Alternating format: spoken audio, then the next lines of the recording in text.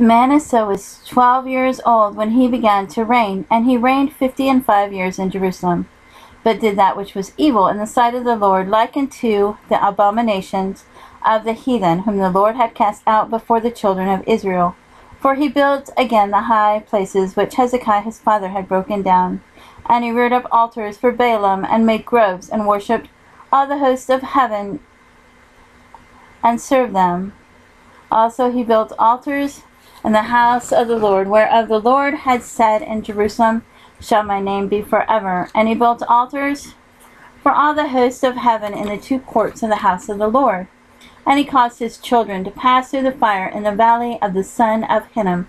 Also he observed times, and used enchantments, and used witchcraft, and dealt with the familiar spirit, and with wizards. He wrought much evil in the sight of the Lord, to provoke him to anger. And he set a carved image, the idol which he had made, in the house of God, of which God had said to David and to Solomon his son, in this house and in Jerusalem, which I have chosen before all the tribes of Israel, will I put my name forever.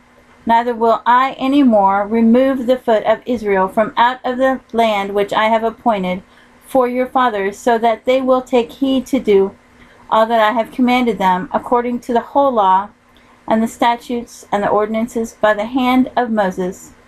So Manasseh made Judah and the inhabitants of Jerusalem to err, and to do worse than the heathen, whom the Lord had destroyed before the children of Israel.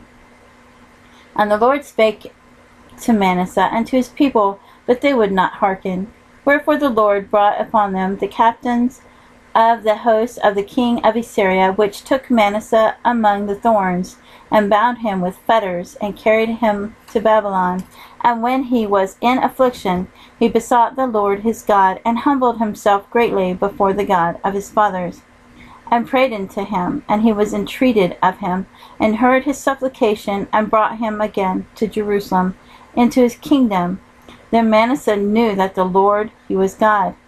Now after this he built a wall without the city of David, on the west side of Gihon in the valley, even to the entering in at the fish gate, and compassed about Ophel, and raised it up a very great height, and put captains of war in all the fenced cities of Judah. And he took away the strange gods and the idol out of the house of the Lord, and all the altars that he had built in the mount of the house of the Lord, and in Jerusalem, and cast them out of the city. And he repaired the altar of the Lord, and sacrificed thereon peace offerings and thank offerings, and commanded Judah to serve the Lord God of Israel. Nevertheless, the people did sacrifice still in the high places, yet unto the Lord their God only. Now the rest of the acts of Manasseh, and his prayer unto his God, and the words of the seers that spake to him in the name of the Lord God of Israel, behold, they are written in the book of the kings of Israel.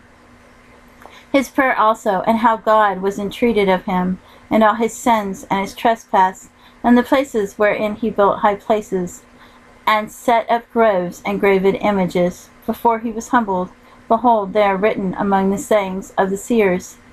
So Manasseh slept with his fathers, and they buried him in his own house, and Amon his son reigned in his stead. Amon was 22 years old when he began to reign, and reigned 2 years in Jerusalem.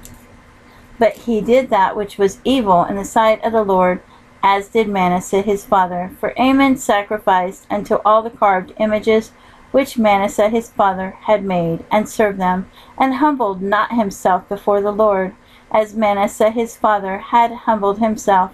But Amon trespassed more and more, and his servants conspired against him, and slew him in his own house. But the people of the land slew all them that had conspired against King Amon, and the people of the land made Josiah his son king in his stead.